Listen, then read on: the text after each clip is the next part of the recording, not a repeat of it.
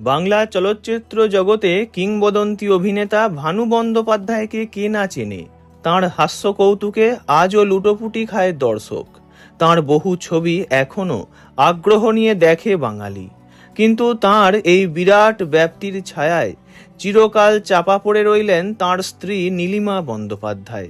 একজন দক্ষ গায়িকা হওয়ার পাশাপাশি সুরকার, গীতিকার, সঙ্গীত পরিচালক ও ভালো লেখিকা ছিলেন তিনি। অসামান্য গুণের অধিকারিণী হওয়া সত্ত্বেও তেমনভাবে খ্যাতি পেলেন না ভানুপত্নী নীলিমা বন্দ্যোপাধ্যায়। আড়ালেই রয়ে গেলেন তিনি।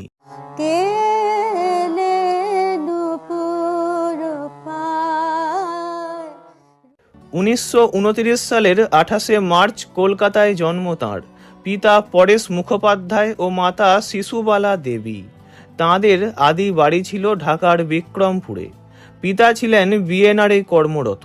খুব ভালো গান গাইতেন তিনি।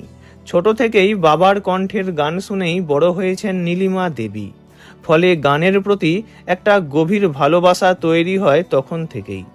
4 ভাই বোনের মধ্যে নীলিমা ছিলেন মেজ।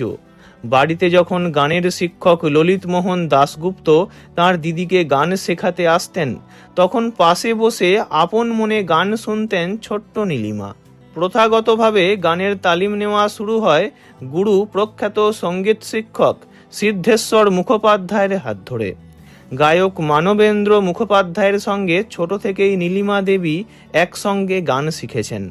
খেয়াল, দাদরা, ঠুংরি, ভজন ইত্যাদি শিখিয়েছিলেন সিদ্ধেশ্বর মুখোপাধ্যায়। তাঁর ভাই রত্নেশ্বর মুখোপাধ্যায় নীলিমাকে শিখিয়েছিলেন কীর্তন, নজরুল গীতি। মাত্র 15 বছর বয়সেই রেডিওর অডিশনে পাশ করে নিয়মিত গান গাইতেন তিনি। তাঁর প্রথম গানের রেকর্ড প্রকাশিত হয় 1945 সালে হিন্দুস্তান রেকর্ড থেকে। প্রীতি মুখার্জি নামে তখন তাঁর গাওয়া 2 গান, সেদিন গধূলি বেলা এবং আমারে ভুলিবে জানি, দারুণ জনপ্রিয় হয়েছিল। পরে নিজের নামে অ্যালবাম বের করেছিলেন তিনি। বাংলা ছবিতে তাঁর প্রথম গান গাওয়া গুরু সিদ্ধেশ্বর মুখোপাধ্যায়ের সুরে 1948-এর ছবি সর্বহারাতে। এই ছবিতে তিনি ডুয়েট গেয়েছিলেন নায়ক গায়ক রবীন মজুমদারের সঙ্গে। বিয়ের পরই নীলিমা দেবী সিনেমায় গান করেন। এই প্রসঙ্গে বলে রাখি, সিদ্ধেশ্বর মুখোপাধ্যায়ের বাড়িতেই তাঁর প্রথম আলাপ হয় ভানু বন্দ্যোপাধ্যায়ের সঙ্গে। ভানু ছিলেন সিদ্ধেশ্বর বাবুর খুব ভালো বন্ধু। তখন ভানু চাকরি করতেন একটি কোম্পানিতে, সঙ্গে অল্প স্বল্প অভিনয়। ভানুর কথা প্রথম সিদ্ধেশ্বর বাবুই জানান তাঁর প্রিয় ছাত্রী নীলিমার বাড়িতে।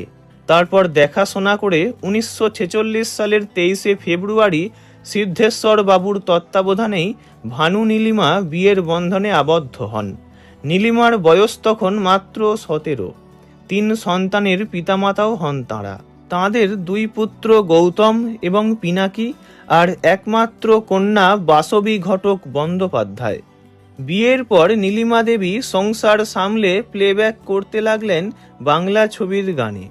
1950-এ রূপকথা, তারপর কবি, চন্দ্রাবতী, বউ ঠাকুরানীর হাট, অঙ্কুশ, অদৃশ্য মানুষ, একতারা, কাঞ্চনমূল্য ইত্যাদি অনেকগুলি বাংলা ছবিতে প্লেব্যাক করেছেন। তবে শুধু গান নয়, বহুমুখী প্রতিভার অধিকারিণী ছিলেন নীলিমা দেবী। নাটক লিখতেন, নাটকে সঙ্গীত পরিচালক হিসাবেও দক্ষ ভূমিকা পালন করেছেন। নিজের বাড়িতেই তিনি তৈরি করেছিলেন সঙ্গীতশ্রী নামে একটি সঙ্গীত প্রতিষ্ঠান।